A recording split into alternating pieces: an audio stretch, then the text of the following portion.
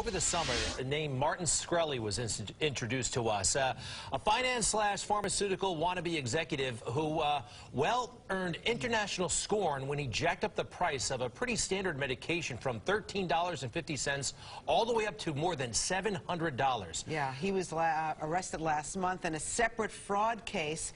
Everybody's kind of been intrigued with who this guy is because he seems a little bit out there. He's still tweeting, he's Instagramming, he's YouTubing, even after all his problems, you know? And again, what really started this, though, was increasing the price of a standard drug from $13 to over $700. I think it was like a 5,000% increase. Steve Lacy, our own Steve Lacy, who anchors the 10 o'clock news and 5 o'clock news, actually met him essentially through social media and has an exclusive interview. Hi, Steve. Right, yeah, it was very on brand for how this guy sort of operates, being active on social media. So I tweeted him earlier this week, and then we sort of set this up via DM. I went to his apartment in Manhattan on Saturday. We spent about an hour together. And, you know, the interesting thing about our time together was, since he's being charged and sued, I felt somewhat liberated from having to sort of convict him personally, and just wanted to find out more what it was like to be public enemy #1.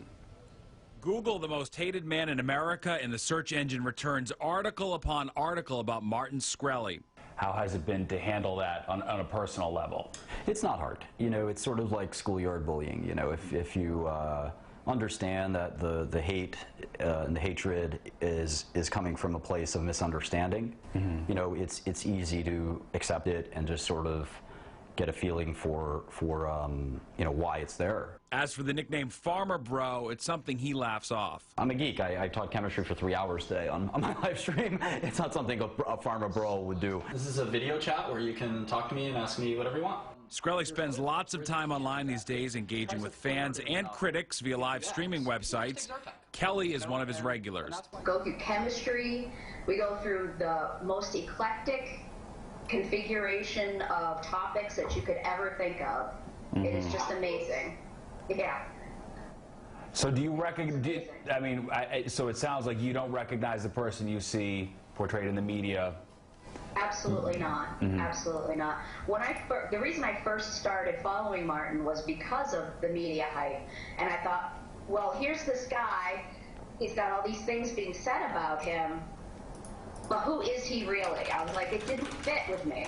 Martin Shkreli, of course, first became notorious back in September when he hiked the price of an obscure drug mostly used by cancer and AIDS patients called Daraprim some 5,000%. So it's easy to get upset because it looks like this greedy move, and I didn't do myself any favors. And I regret kind of the way I acted in the media. I was just sort of blew it off and said, look, you guys don't know what you're doing and what you're talking about, and if you want to villainize me, go right ahead. This is fun.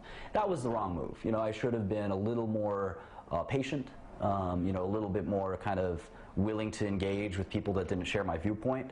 In December, he was arrested by the feds, charged with securities fraud in connection with a completely unrelated business venture. Now, after the fact that this has literally gotten me into trouble, it's easier to sort of step back and say, all right, look, guys, the joke's over. I'm not the Bond villain that I was making myself out to be. He maintains his innocence and calls the charges politically motivated.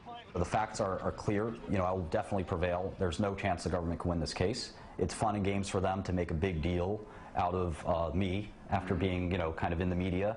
This is a good case for them to bring. They've been looking at this situation for 5 years.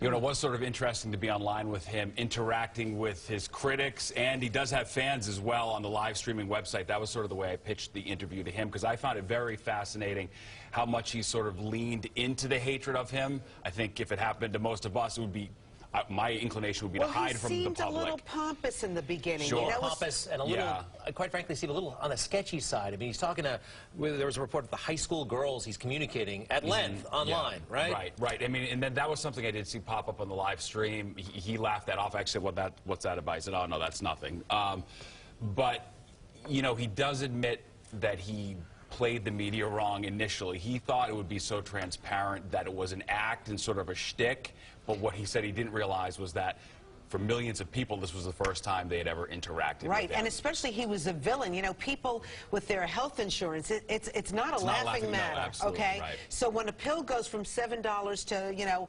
$700, that's a big problem for people who need it. Right. Where does the cost of that pill stand now? It's the same thing. What? The $750. The price hike's intact. How he argues that is it's twofold. He says, A, he has a fiduciary responsibility to shareholders. We've heard that before, to get the most he can for the drug. Two, though, he says that he puts the money into research and development, and that drug Daraprim is a 70-year-old drug, which is relatively toxic, and they're working on a new one that will be better for the people who have to take it.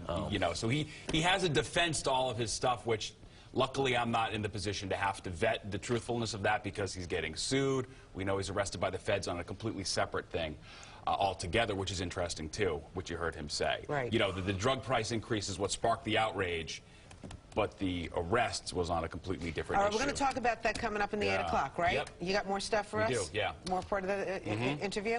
Interesting. Okay, thanks, Steve.